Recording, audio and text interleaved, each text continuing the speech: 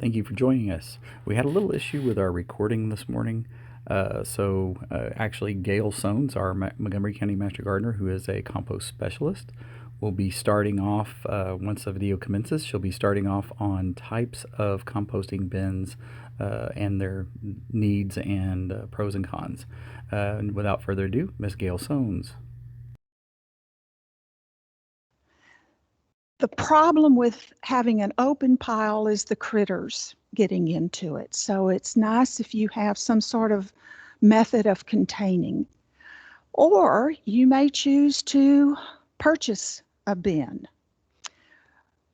You need to think about whether you want a hot compost or cold compost when you are deciding about how to prepare your bin. I'll tell you right now, I've had much better success with hot composting than with cold, so keep that in mind as we talk about this. And once you've made that decision, then you'll know which type of container you want to purchase. Let's talk a moment about what it means to hot compost. This requires the presence of oxygen. And you see that lovely steam rising from a hot pile. The resulting material will come more quickly than if you cold compost. Shouldn't have any stinky odors unless you do what I did one time and I added too much of a nitrogen source and I could smell the ammonia coming off of that pile for 2 or 3 days. But it did dissipate and the pile went back to where I wanted it to be. The microbes are going to do the work for us. They're the ones that are going to act upon all of that material that you've put into the pile, the leaves, the twigs, the kitchen scraps. And as a result of their metabolism, energy is released in the form of heat. And you can see that with the steam. You can feel it when you put your hand in the pile. We want to aim to reach 130 degrees Fahrenheit at least. And we hope we can keep the pile at that temperature for several days, 3 at the minimum, because we want to kill all the weed seeds. We want to give time for the microbes to get whatever chemicals we can vaporize, so to speak, and out into the atmosphere. Longer is fine, but it's not necessarily going to be something that you can sustain. So as long as you can keep it hot for 3 days, you should be in pretty good shape. There's many kinds of microbes that are going to be doing the work for us in decomposing the material. Bacteria will begin the work and they'll change in their populations according to the material and how far it's decomposed. Once it's begun, then fungi and actinomycetes can move in to the pile. Protozoans, which are microscopic one-celled organisms, are often in a symbiotic relationship with the bacteria. So they're going to help out with this process. And you don't need to know all this. What you do need to know is that they're crucial to the success of your pile. You need to keep them alive, you need to feed them, and you will be able to achieve compost. I've worked with folks when I was earning my composter specialist badge. I would actually do house calls, and there's usually 2 things that I encounter that need to be addressed when someone says, Gail, my pile is not heating up. It's not doing anything. One is size. You need a minimum of 3 feet by 3 feet by 3 feet, because that's going to help hold the heat that attracts the bacteria that will work at a high temperature and begin to decompose.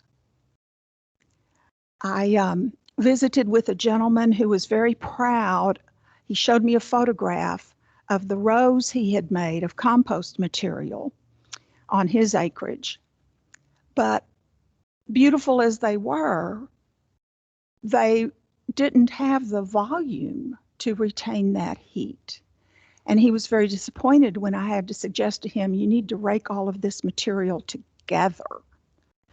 But you can see from the graph that if you're using a small 20-gallon garbage can or bin of some sort, you can compost, but it will take you longer to get to the state of decomposition where the material's ready for you to use in your garden.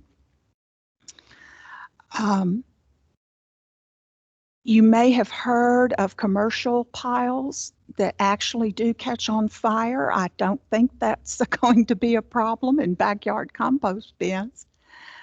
I maintain compost bins at a community donation garden, and we had started a new bid one day, and I went back the next day to check on it, and it was steaming, and I was so excited and proud that my pile was getting hot.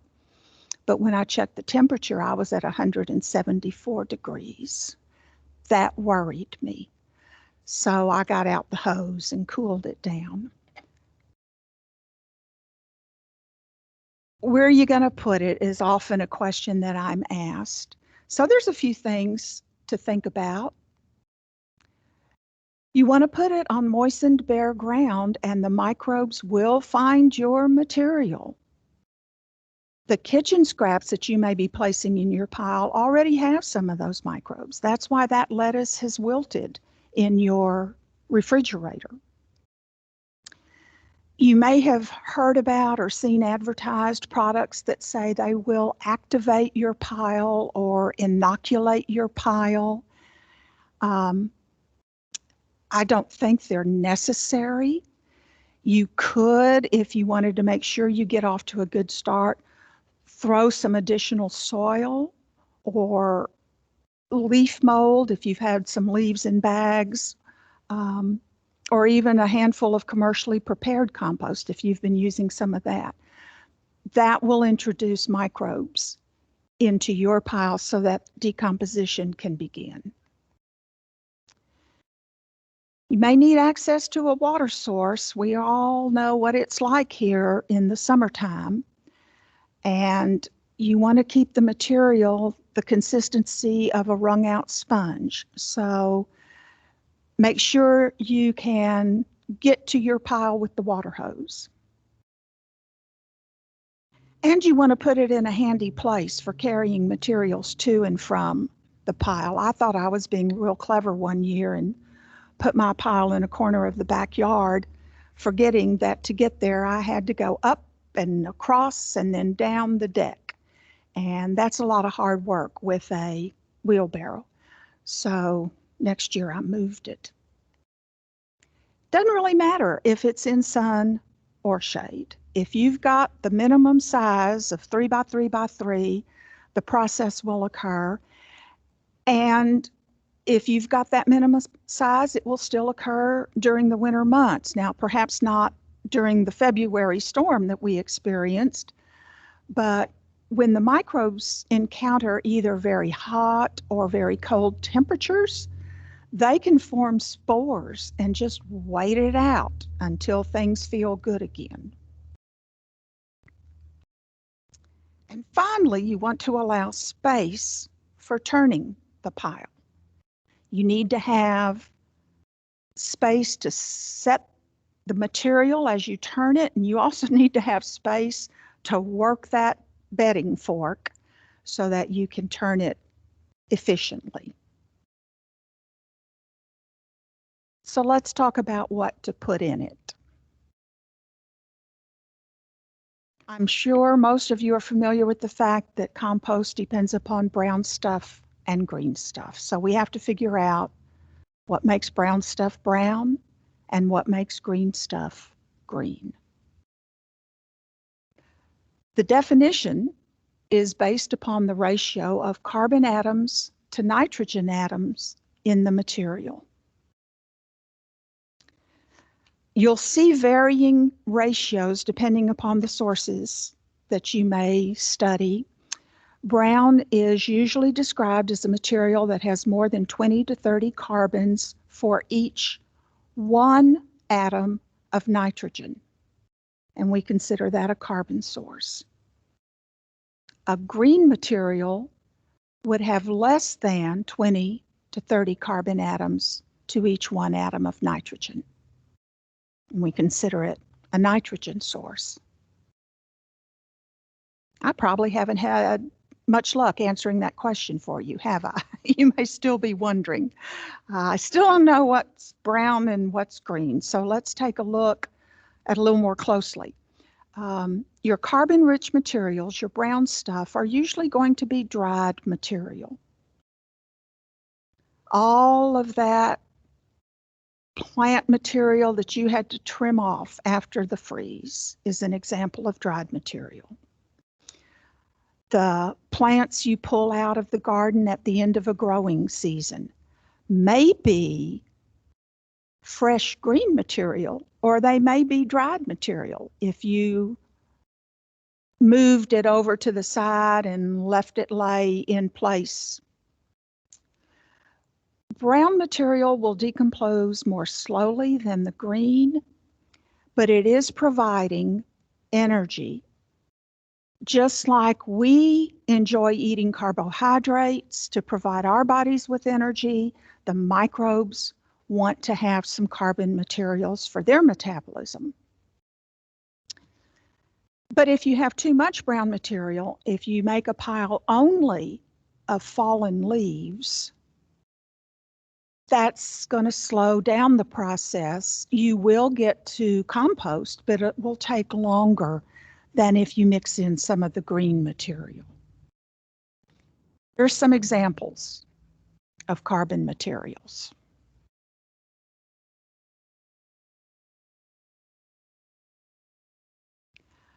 The time of year we're in right now is not the best time of year for collecting fallen leaves and twigs. In the fall, when there's so much of it, I put some of it in plastic bags, and I keep those plastic bags by my compost bins to use when I start a new pile in the spring. Pine needles are fine. Just don't use only pine needles. And it'll work better if you can take a few minutes to run over them with your lawnmower and chop them up so that they don't mat together in the pile and make it difficult to turn. The same caution that you see at the bottom of the screen applies to shredded paper and sawdust. You want small amounts, and you want to make sure that material gets mixed up into the pile so that it doesn't mat.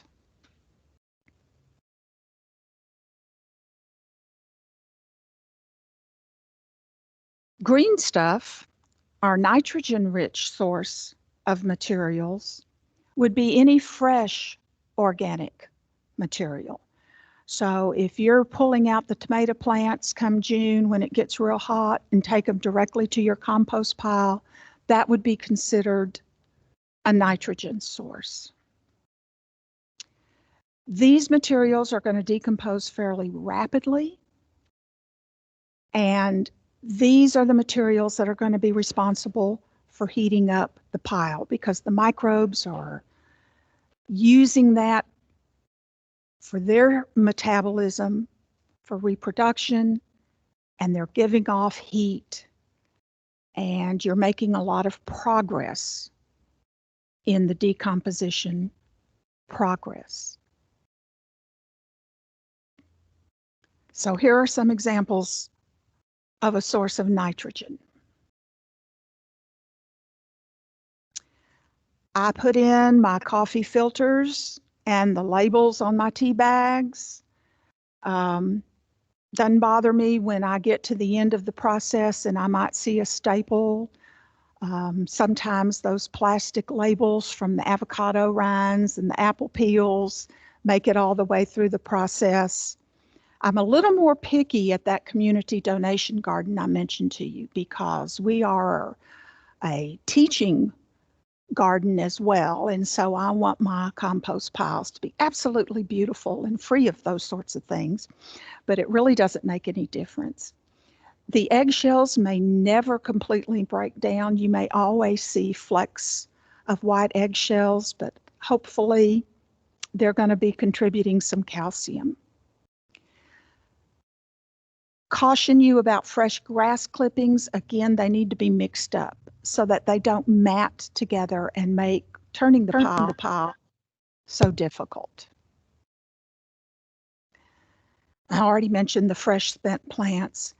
And if you find that you need an additional source of nitrogen, you can go to the feed store and buy alfalfa pellets or alfalfa hay. And I'll have more to say about that later on in our discussion this morning. Michael, at this point, do we have any questions about brown stuff and green stuff? Folks wanting to know, should I or shouldn't I put things into my pile? Okay.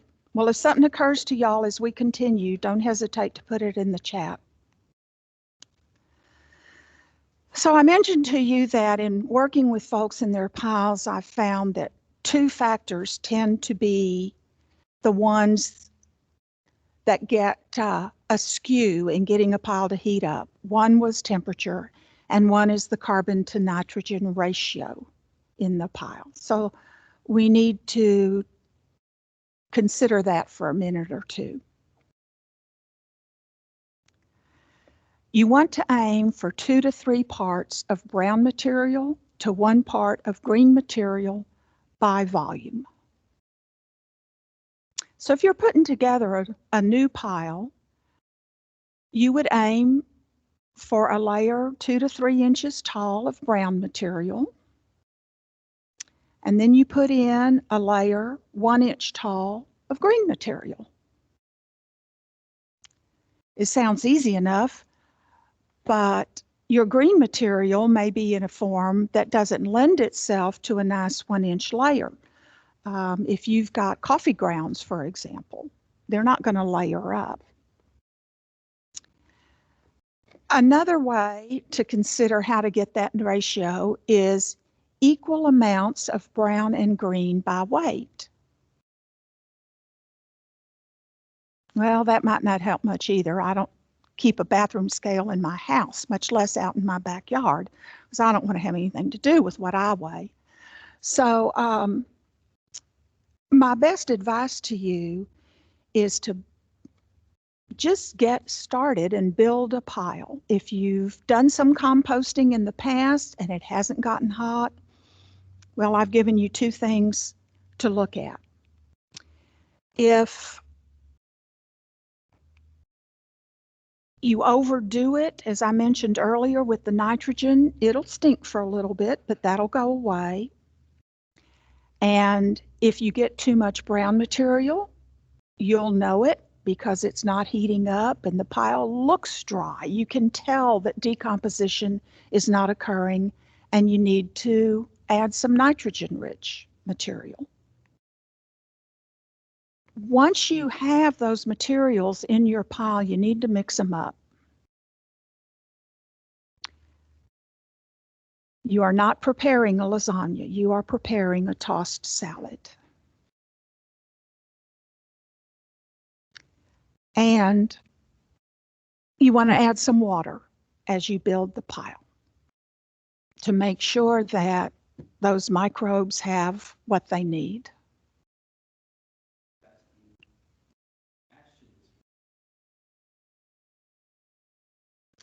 Okay, we've been asked about ashes from the barbecue pit, and I'm going to look that up in my Rodale book of composting because I think it depends upon Let's see what it says.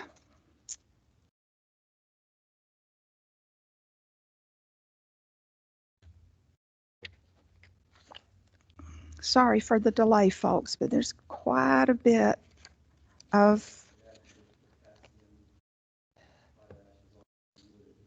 But I'm thinking of what gets burned in home.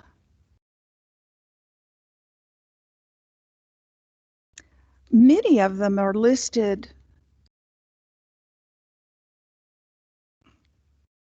as not affecting either. They're neither nitrogen rich nor carbon rich. Michael, do you want to expand on that a little bit?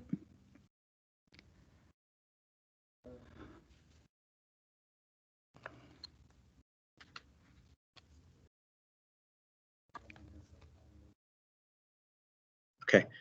Yeah, as far as you can add, as long as it's wood burning or from wood, you can add it. Add some potassium and some phosphorus to the pile as added ingredients. So I hope that helps. I don't know too much about it in my experience because I don't have a wood burning fireplace. And if you're going to use them, I would suggest starting with a small amount.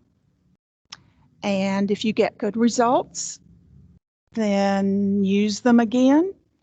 If you're unsure about it with your next pile, don't use them.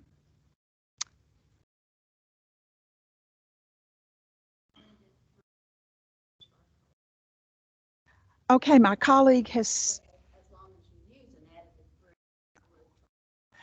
Yes, my colleague has reminded me that if you're using charcoal, there can be other materials in that product that you don't want to have in your backyard environment, much less in your garden. So you need to think about that too. Thank you, Barbara. Shrimp shells. Now, I do have a little experience with that because we do eat shrimp at my house. The problem with the shrimp shells, even though I tried to bury them deep in the pile, was that my resident raccoon thought it was a celebration and did not wait for the darkness of night to come to my compost bin and dig up those shells and enjoy them.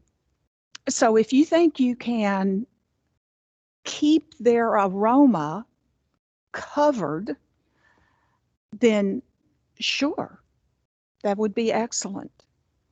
But generally, we recommend that you not use animal products because of attracting critters to your bin.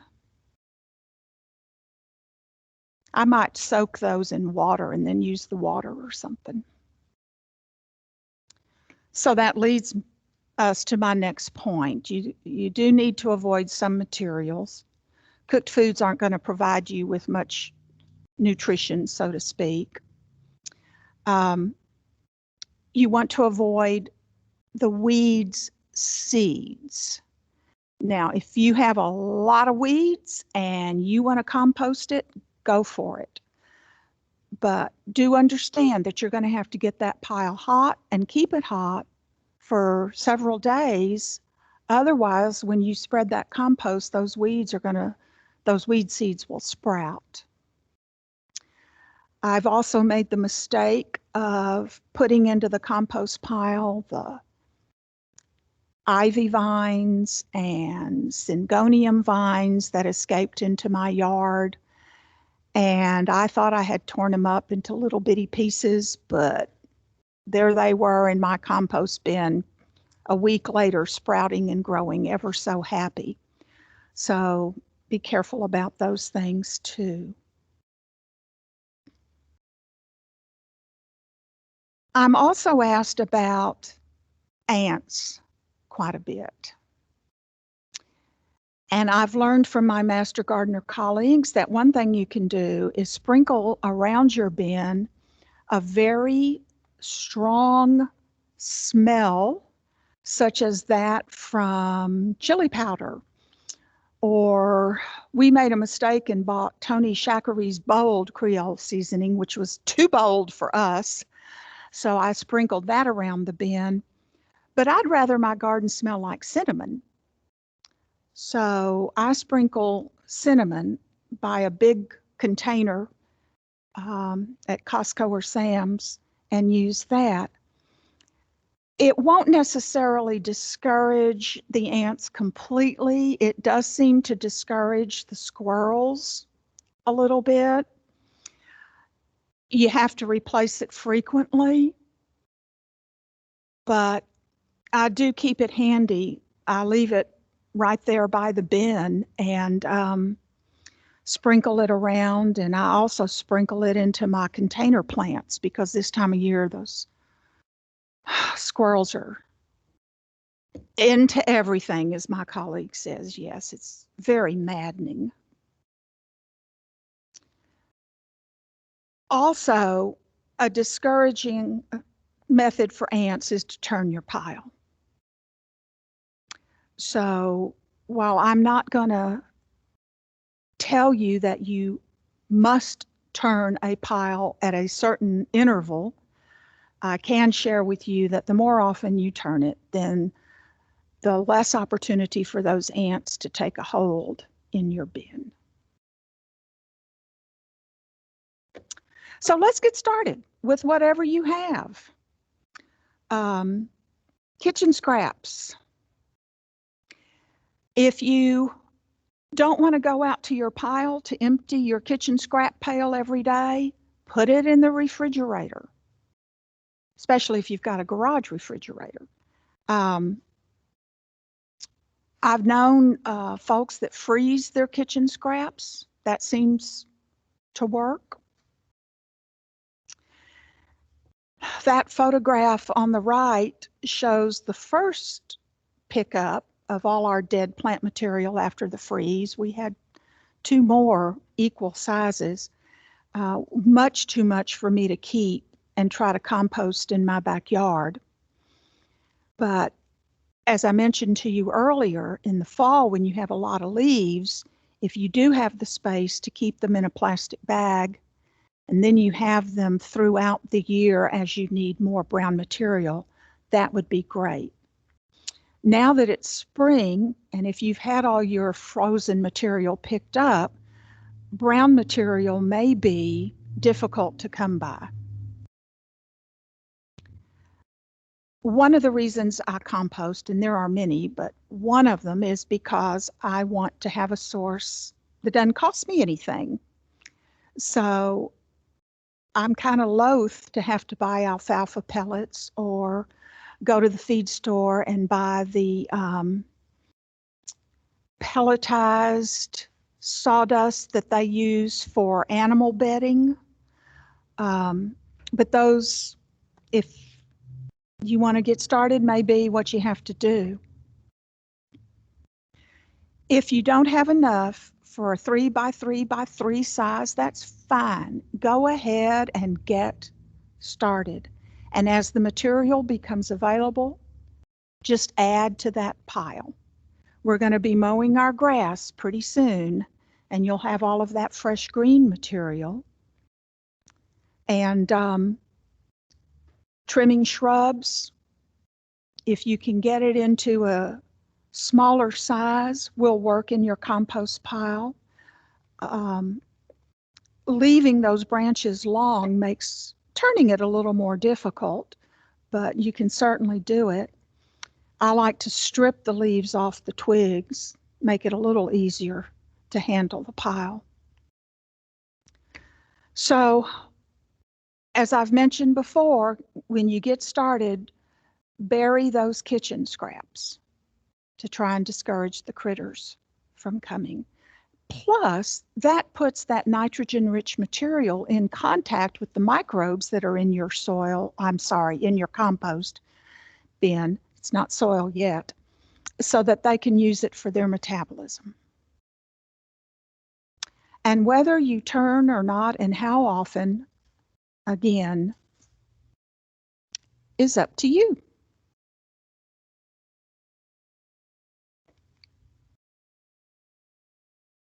This photo shows at the top is relatively undecomposed material, but below we've reached compost.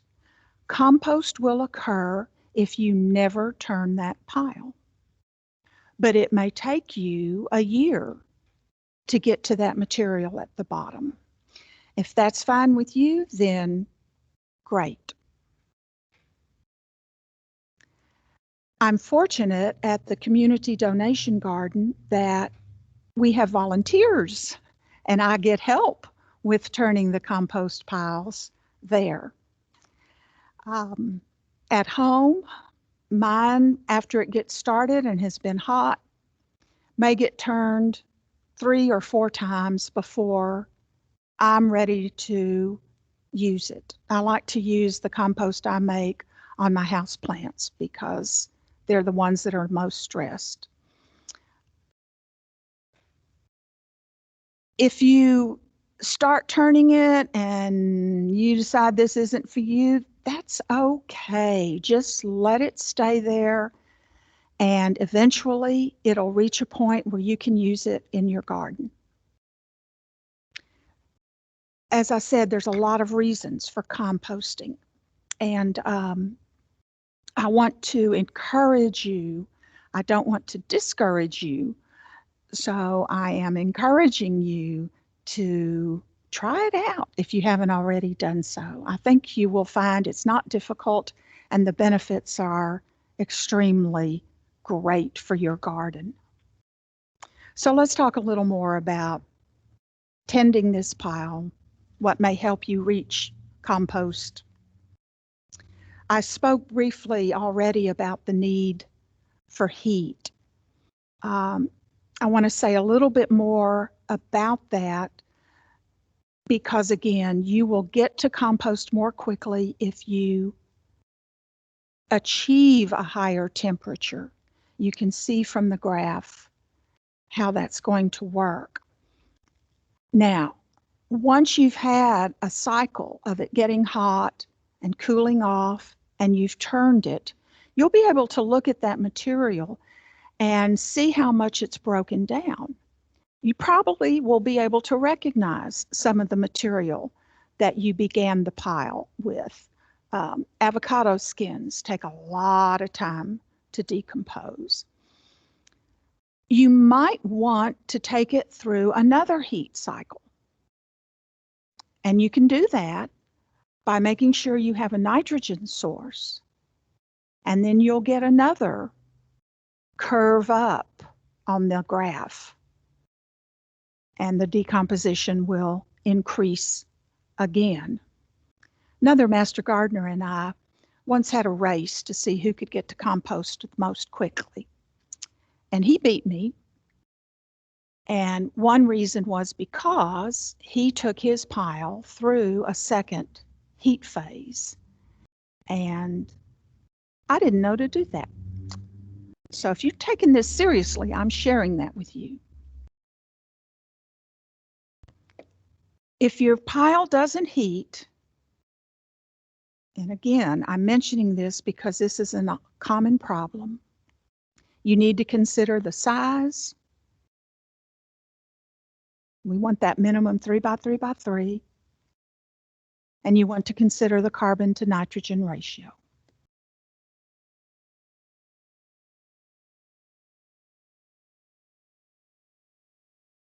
Here's a graph that shows the effects of that ratio on the amount of time it takes to get to decomposition.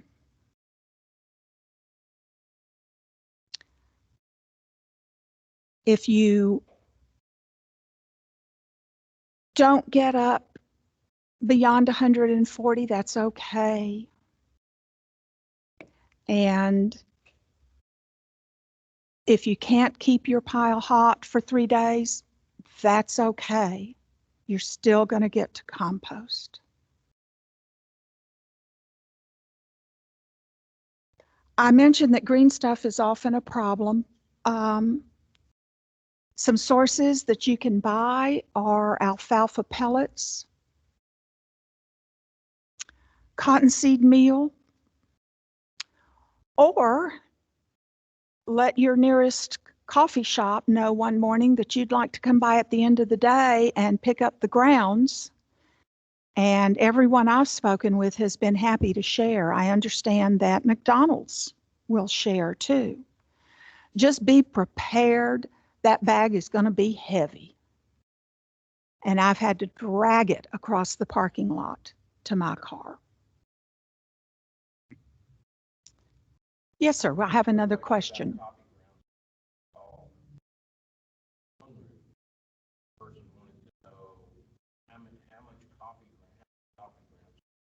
Mm-hmm.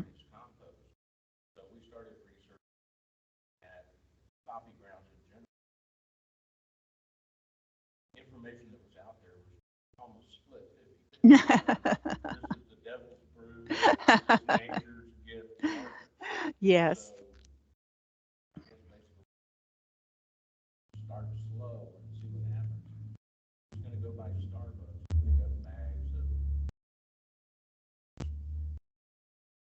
Yes, that's right. If you couldn't hear my colleague, I'll summarize. The master gardeners maintain a phone line you can call during the week, Monday through Friday, and ask your gardening questions. And they had a call last week about coffee grounds, so they did some research. And there's no consensus. It is a rich nitrogen source. And when I pick up from Starbucks, I don't use all of that at the same time. I do let the filters go in.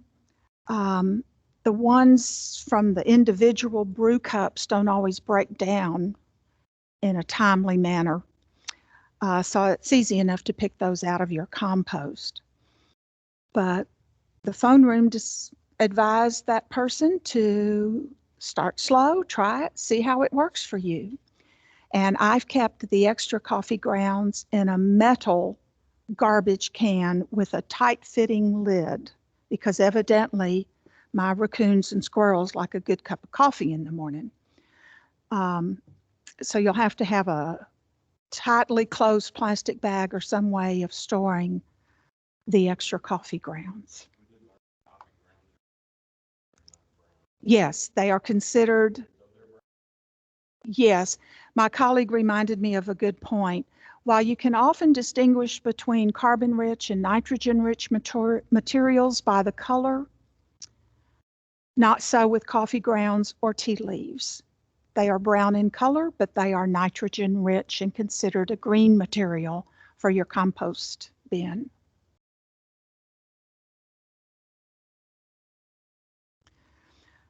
So when you check those things as you've maintained your pile, you've kept it hot,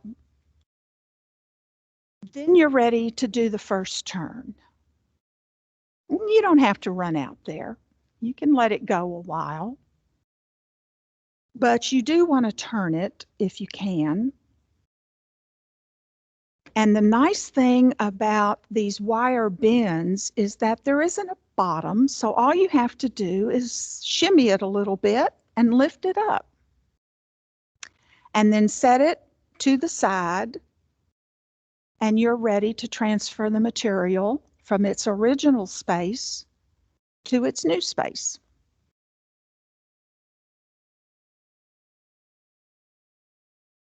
When you are doing that, the most valuable piece of advice I'm going to give you during this class is this. Keep your back straight. The tendency is to bend over at the waist, and then you lift it up and you twist, you turn.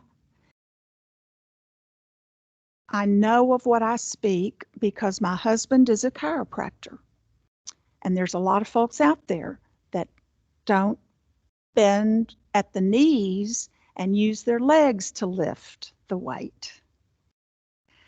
It may seem awkward at first, and I have been tossing material from one pile to another in my Colleagues have made fun of me because it looks a little funny, but that's okay. I do not have back pain. Well, my colleague noticed the shoes that my daughter is wearing. This was a last-minute photo to get ready for today's class. It was raining yesterday afternoon, and so I didn't bother to pick up the wire mesh. I just wanted her out there with her knees bent. And yes, you're right, that is not a good choice of shoes for turning the compost bin. Some other tips.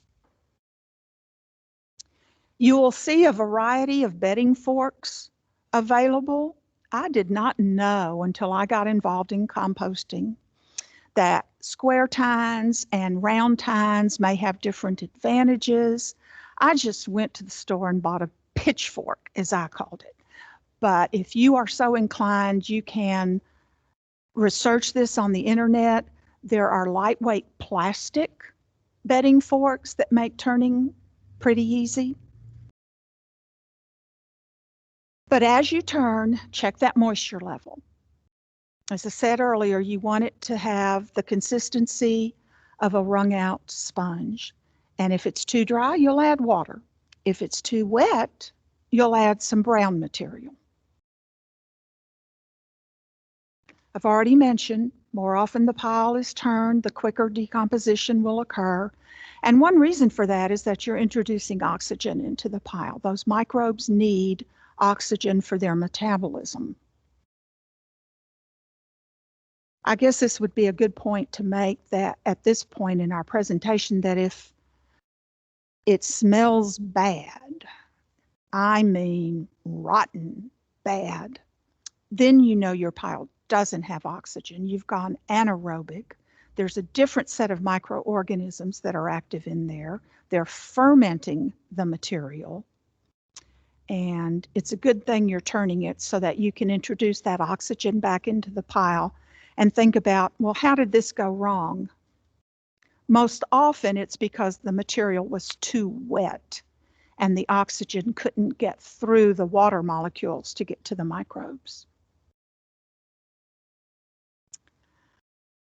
I told you earlier that if you run the lawnmower over the pine needles, that helps in their breaking down because they do take a little longer. And this applies to any of your materials. The smaller the particle size, the faster decomposition will be because it exposes more of the surface of the material to the action of the microbes. So it's not necessary, but it does help. I am fortunate at the community donation garden that after we clear out all 39 plots of plant material at the end of a growing season, the Woodlands Township will send over a chipper shredder machine, a big chipper shredder machine. And if our material is not too moist, it runs through that machine. It spits it out directly into one of those wire bins. And when I go the next day, as I told you, it is hot.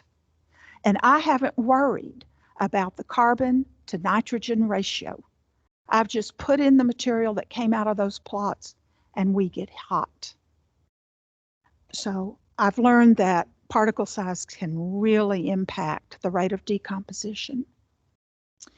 And I wanted to show you this other tool that you see on the left. It's a device, if I've scared you about bending over and turning, you just push that down into your material.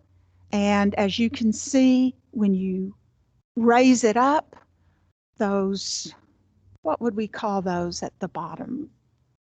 Pardon? A blade, yeah, that'll work. Pulls up, and so you're bringing up material to the surface and you can stir up your material in the pile that way. If you really want to feel like a professional composter, you can buy a soil thermometer that has a stem about 2 feet long or so and measure your temperature. The temperatures never get hot enough that it would burn you. But for years, I just dug a hole in my pile and stuck my hand down in there to feel if it was getting hot or not. Sometimes you can see the steam, and that tells you. So while this pile that we've just prepared is beginning to decompose, I'd like to take a few minutes to talk about the benefits of compost. And the answer to this question on the screen is obvious. One reason that grass performed better on the left-hand side is because compost-enriched soil holds more water than a soil without compost. Compost improves the soil's structure, and it allows the rainwater and the oxygen to move through it, but that structure also holds on to it. The diagram on the left, what you need to notice is that the plant is not only larger above the ground, it's got a larger root system. So this is a very good reason for you to use compost. Now, you won't be able to make enough for your front and backyards of grass if that's what you have. But what you can do is produce that compost and then sprinkle it around your front and backyards or your flower beds or in your vegetable garden, because you will be adding beneficial microbes to the soil. This is obviously a color enhanced. It's a electron micrograph, so these bacteria are extremely enlarged. But as I have worked with compost, I have come to appreciate that this is the best reason for using compost in the garden. And the reason for that is because in that root zone, underneath the plants that are growing, if you have a healthy soil food web, those organisms are going to actually reach out into the soil and bring minerals to the plant root. In this diagram on the right, you see bacteria. You also see the hyphae from fungus. So in addition to the roots and the root hairs, these symbiotic fungi will also move out into the soil, and they will latch on to the minerals that your plant needs. And that's just amazing to me. So you want to have a variety of microbes in the soil. You want to make sure those little guys stay really healthy. So I would encourage you to do a little more research into the soil food web. This is a photograph of those fungi that can reach out below the soil and help your plants absorb nutrients. This is a plot that hasn't been disturbed for a bit. Because when you turn your compost pile, you're going to disturb any of these fungal hyphae that have begun to grow. And by the way, that happens when you till the garden too.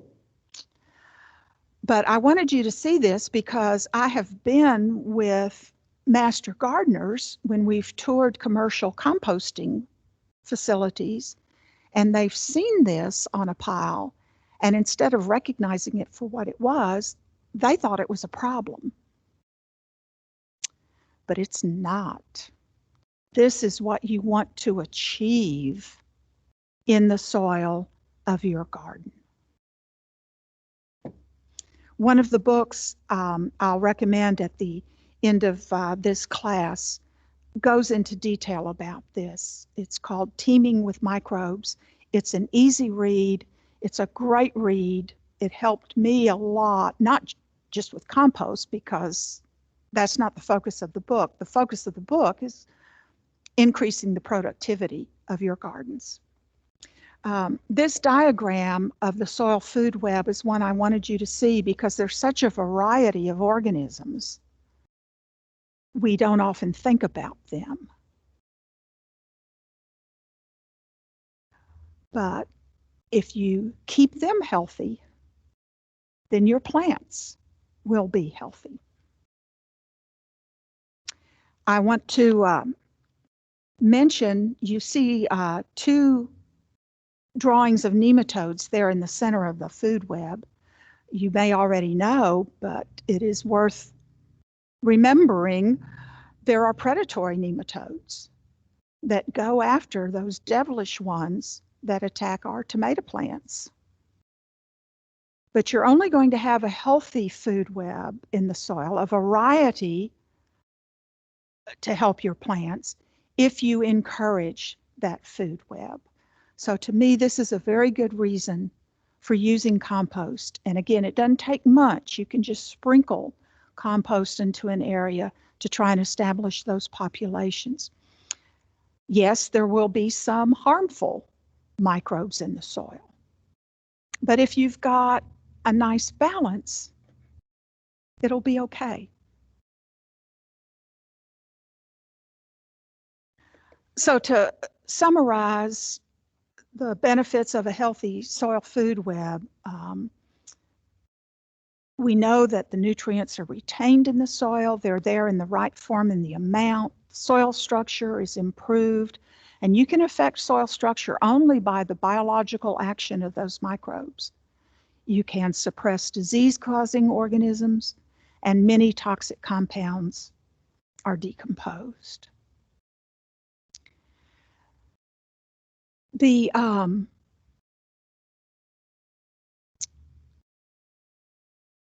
nutrient amount in compost is relatively minimal. Lots of folks think that compost is going to enrich, it's going to add nutrients that the plants need. And that's true, it does, but it's in a minimal amount. It is increasing the microbe population, it is increasing the water holding capability, that you really get the benefits of compost. So let's return back to our compost pile because we've set it up, it has been hot, and we now have to make a decision. And this is a question I frequently receive in the classes I teach.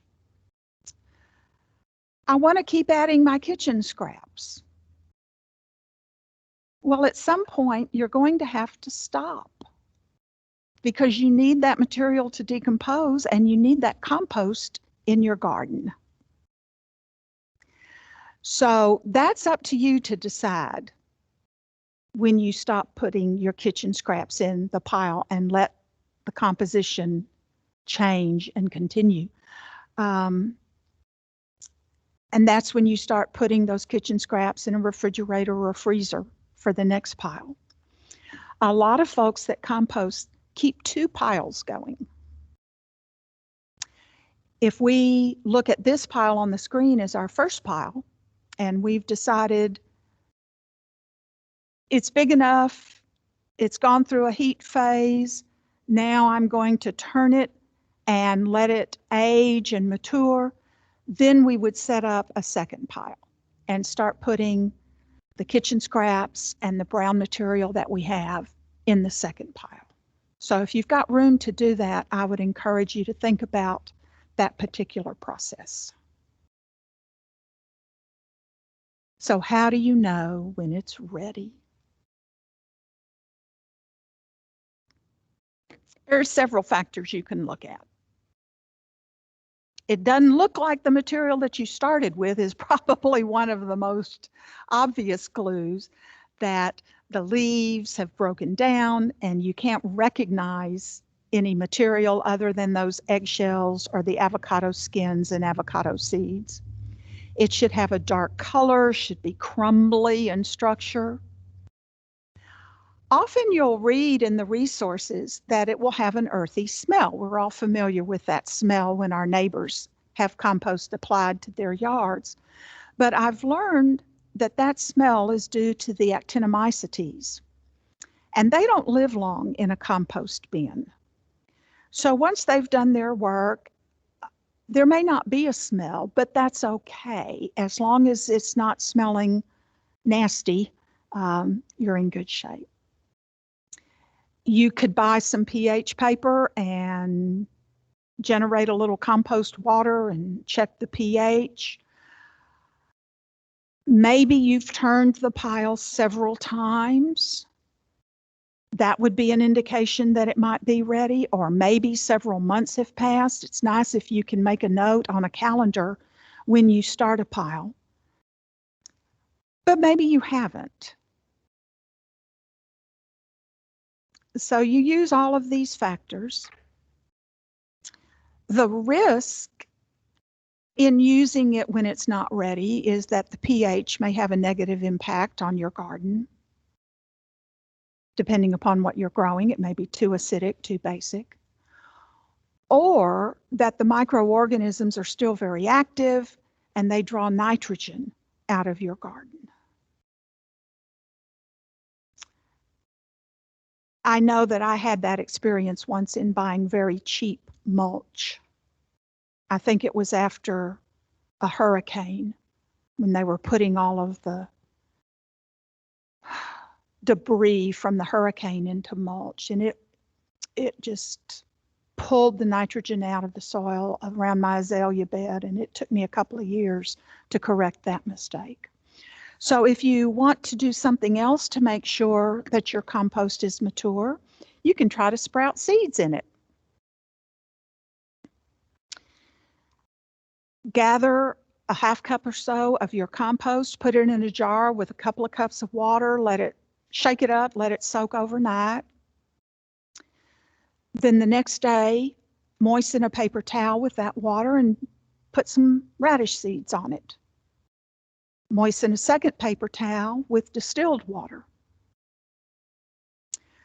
Put each of those pieces of paper towel in a plastic bag to keep it moist. And in just a few days, the seeds should sprout on both paper towels.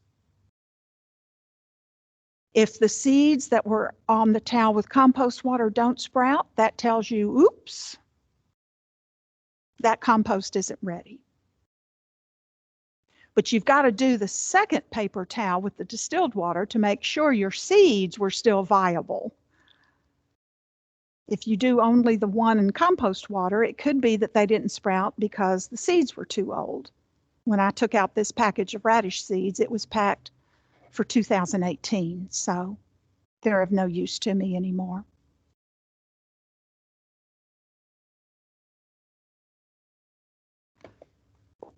Here's a chart. Identifies some common problems that you may encounter. I think most of them I've already addressed. I'll give you a minute to take a look at that.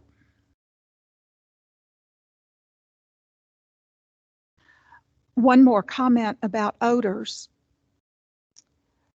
I was very conscious when I first began composting in my backyard about my neighbors. I've been doing it now for more years than I care to admit to, but no one has ever commented about it, complained about it. I think most of my neighbors know by now that I'm a master gardener and I do compost, but have never had a problem. But mostly that's because I try to turn mine. Once the teenagers grew up and left home, it was more up to me because I didn't have an in-house source of labor, but I can still turn a compost pile.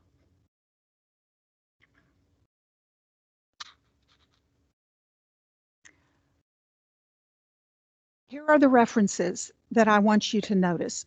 it would probably be easier for you to take a screenshot or even take a photo of this slide rather than try to write down all of those ISBN numbers in that lengthy website. But I would start with the Rodale book of composting. If you don't have any experience with composting, it's thorough. They've got a relatively new edition. I think this is a 2018 copyright. And it's got several pages helping you identify brown stuff and green stuff.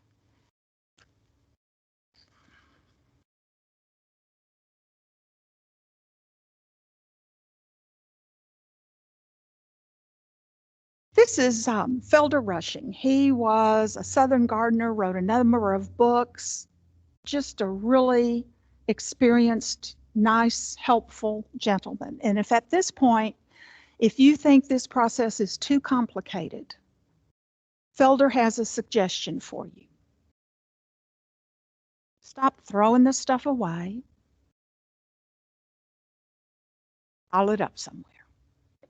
And go back to it in several months, and you'll have compost. They didn't see themselves as, hard done by. They go on. Thank you. So we're ready for some questions and answers, and I'll let you enjoy that cartoon while we take a look at the chat box and see what else we need to talk about.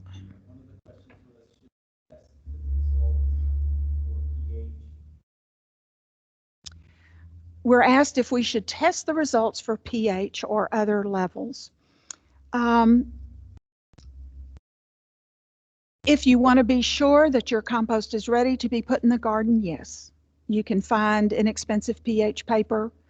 The best way to do it, if you're concerned about it, is to let it mature for several months. In other words, take it through the heat process, turn it several times, and then let it sit there for a while.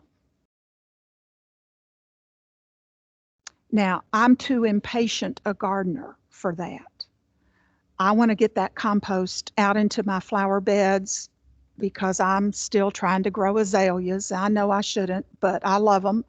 And so I've always got some peaked azaleas that need a little help.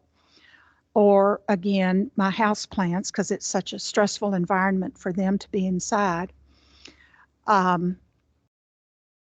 So it's a decision you should make. And once you're experienced at composting, you've gone through a cycle or two, you should have more confidence about when the material is ready to be used in your garden. Is there another one, Michael? Okay. Are you thinking about what sources of brown stuff and green stuff y'all have available to you so that you can get started? This is a good day to get out in the yard this afternoon. Yes, ma'am. Another question that I've answered was, should I do something with eggshells before I put them in there to keep from causing harm to folks? Okay, the question we've received in the phone room was, should I treat or do something with my eggshells before I put them in the compost pile? What concern did they have? Do you remember? They were afraid that putting something to a harmful fungus or bacteria ate something, they put it around tomato plants that transfer into salmonella. Oh, salmonella. Yes, okay. Let's talk about that for a minute. I have gone to the trouble of saving up my eggshells until I had several dozen, spreading them out on a cookie sheet and putting them in the oven to heat them up to kill anything that may be there. Then I took them out of the oven and I put them in a big plastic bag and rolled them with a rolling pin. And then I put them in the compost bin. And I did that because I wanted to see if it would help them decompose more quickly as well as kill anything that may be on the eggs. I did that one time in my lifetime, and I'm not going to spend any more time in my life doing that with eggshells. If you're concerned about that, buy organic eggs.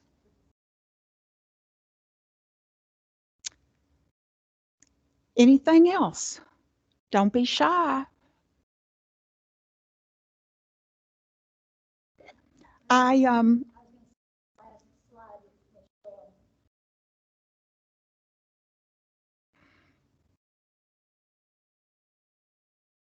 Oh, that Michael, yes. Did he put it at the end of mine or not? Ah, there it is. Yes. So this is another slide you may want to take a screenshot or a photo of. And again, I'm glad you were with us this morning. I hope you have learned something. I hope I have encouraged you to give composting a try, and I wish you the very best with it. Call us here at the AgriLife office if you have questions, and we will do our best to help you with that.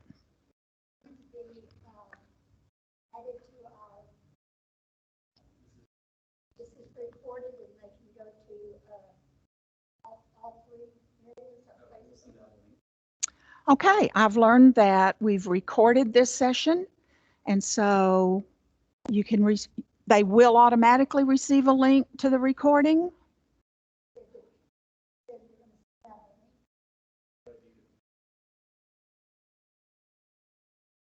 Okay, so you'll receive an email. It will also be on the Montgomery County Master Gardeners Association Facebook. So happy composting, folks.